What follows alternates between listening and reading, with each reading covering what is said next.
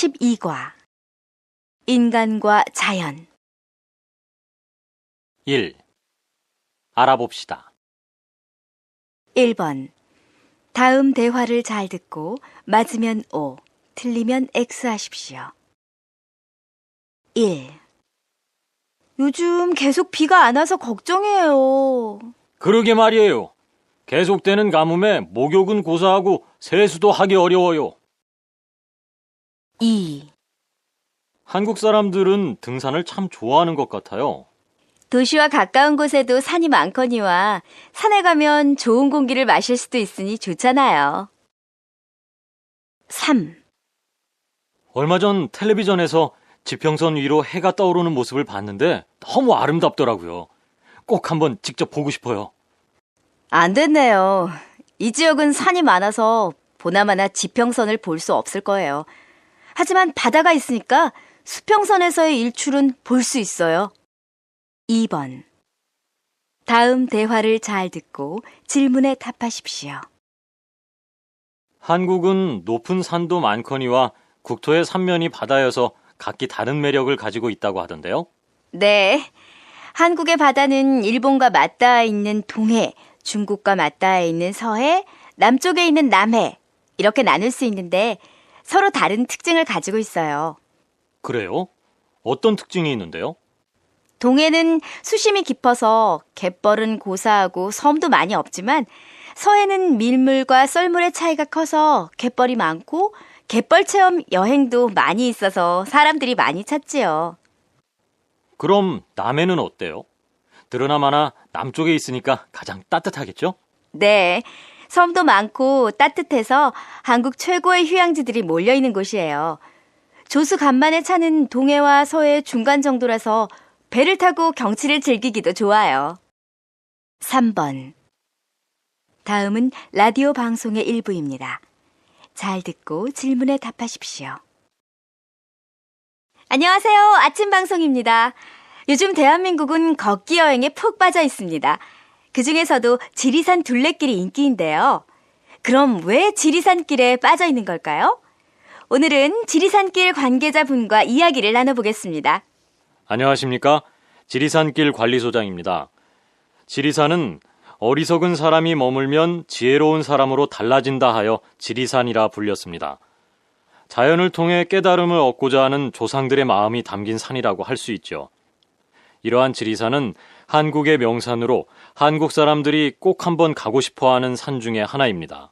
하지만 지리산은 산이 험하고 높은 산봉우리가 많아서 쉽게 갈 수 있는 곳은 아닌 것 같은데요. 네, 그래서 걸어서라도 지리산을 오르고 싶어하는 사람들을 위해 지리산길이 생긴 것입니다. 지리산길은 지리산 둘레를 잇는 길에서 만나는 자연과 마을, 역사와 문화의 의미를 다시 찾아내는 길입니다. 한 걸음 한 걸음 이어가는 지리산길을 통해 만나는 사람, 풀 한 포기, 나무 한 그루, 모든 생명들의 속삭임을 귀 기울여 들어보기 위해서 떠나는 길입니다. 그냥 보아도 좋지만 걸으면서 보면 오감이 만족스러운 여행을 하실 수 있을 겁니다. 네, 그런 지리산길을 통해서 자연에 대한 한국 사람들의 마음을 엿볼 수 있는 것 같네요. 자연을 존중하는 한국인의 자연관이라고 할까요? 그렇습니다. 높은 산을 정복하겠다 하는 마음으로 오르는 것이 아니라 산의 모습을 있는 그대로 느끼고자 하는 것입니다. 2. 들어봅시다. 2번 다음은 강연의 내용입니다. 잘 듣고 질문에 답하십시오. 한국 사람들은 늘 자연을 가깝게 느끼고 자연과 더불어 생활하여 왔습니다. 또한 자연에 대해 존중하는 태도를 갖고 있었습니다. 이는 먼저 한국의 시간관념이 모두 자연과 관련된다는 사실에서 알 수 있습니다. 그 중에서도 대부분 천체와 관련되는데 1년을 한 해라고 하고 1개월을 한 달이라고 합니다. 하루를 뜻하는 날도 해의 의미입니다. 날이 밝았다고 하고 날이 샜다는 표현도 하는데 날이 저물었다는 표현도 해가 졌다는 의미가 되는 것이죠. 날과 관련이 있는 시간인 낮도 해와 관련이 있습니다. 한국말에서 자연은 존중의 대상이었습니다. 해님이나 달님, 별님, 하느님은 한국인들이 하늘을 바라보는 태도를 보여주는데 자연의 존칭을 나타내는 전미사 님을 붙인 것입니다.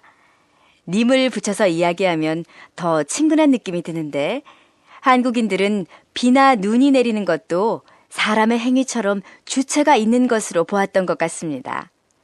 그래서 비가 온다고 표현하고 이를 존중하는 표현 비가 오신다를 사용하기도 하였습니다. 많은 언어에서 비가 온다는 표현을 하지 않습니다. 단순히 비가 내린다는 표현만 있는 언어도 많습니다. 물론 존대를 하는 언어는 거의 없습니다. 하느님 맙소사라는 표현에서는 하늘에 대한 두려움을 볼 수 있는데 이는 하늘의 행위를 두려워하며 우리를 벌하지 말기를 비는 것입니다. 또한 병 중에도 두려운 마음에 천연두를 마마라고 극존칭으로 표현하기도 하였습니다. 천연두를 손님이라고 하기도 하는데 이것은 두려움과 친근함이 동시에 표현된 것이라고 할 수 있습니다. 이런 모습에서는 자연에 대한 두려움을 볼 수 있습니다. 하지만 한국인들은 호랑이를 산신으로 생각하기도 하였습니다. 산신도를 보면 늘 호랑이가 등장합니다. 하지만 호랑이 그림도 민화에서 매우 귀여운 모습으로 친근하게 표현되기도 하는 것으로 봐서는 두려운 존재만은 아닌 듯합니다. 두려워해서는 두려움을 이겨낼 수 없습니다. 이런 표현은 자연과는 친근해져야 한다는 조상들의 생각이 담겨 있는 듯합니다.